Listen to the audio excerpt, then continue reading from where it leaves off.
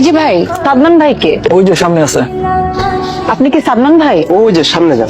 এই যে ভাই, সাদমান সাহেবকে? উনি তো ওই সামনে আছে। ভাই বলে সামনে যান সামনে যান, আর কত সামনে যাব? এখানে অনেক লোক আসছে কেন? এই সাদমানটাকে? এই যে ভাই শুনতেছেন? এই যে ভাই শুনতেছেন? উঠেন। আপনি উঠেন। আপনি উঠেন, আপনি পড়ে আছেন। আপনি শুয়ে আছেন, আপনি উঠেন।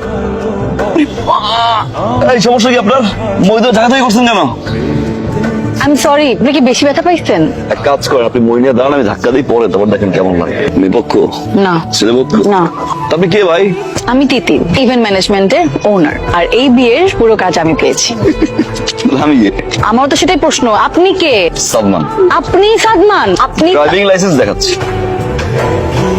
আপনার ডেকোরেশনের লোকজন নিয়ে এখান থেকে বিদায় হন যান। এই বিয়ের কাজ আমি পাইছি, আমি করব। গত একদিন ধরে বিয়ের কাজ চলতেছে, হুট করে আগার থেকে টপাস করে পরে বলতেছে বিয়ের কাজ আমি পেয়েছি।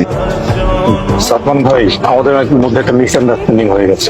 না জানি তিতিরকে অ্যাসাইন করে ফেলেছিলাম, ও আমাকে না জানিয়ে আপনাকে অ্যাসাইন করে ফেলে। এই পুরো ঘটনাটার জন্য আমি আসলে সরি। ভাইয়া, যেহেতু একটা মিস্টেক হয়েই গেছে, একটু দেখেন না। যেহেতু বিয়েটা জয়েন্টলি হচ্ছে, ইভেন্টটাও তো জয়েন্টলি হওয়া দরকার, তাই না স্যার? আপনি এগুলো কি বলতেছেন? একটা ইভেন্টে দুটো ফার্ম একসাথে কিভাবে কাজ করবে? তাই তো। যদি মিলেমিশে কাজ করতে পারেন তো করেন, আর যদি কারো পছন্দ না হয় চলে যেতে পারেন। আমি রাজি। আমি রাজি। তিতির, এই সময় ঘোড়া এখানে? একটা ছেলে যখন বিয়ে করে, সে হয় গাড়িতে চড়ে আসে, না হলে আসে হুন্ডা চড়ে, কিন্তু আমরা আপনার জন্য এনেছি একটা ঘোড়া। আমাদের মেয়েদের একটা স্বপ্ন থাকে, কোনো এক রাজপুত্র এসে আমাদের নিয়ে যাবে।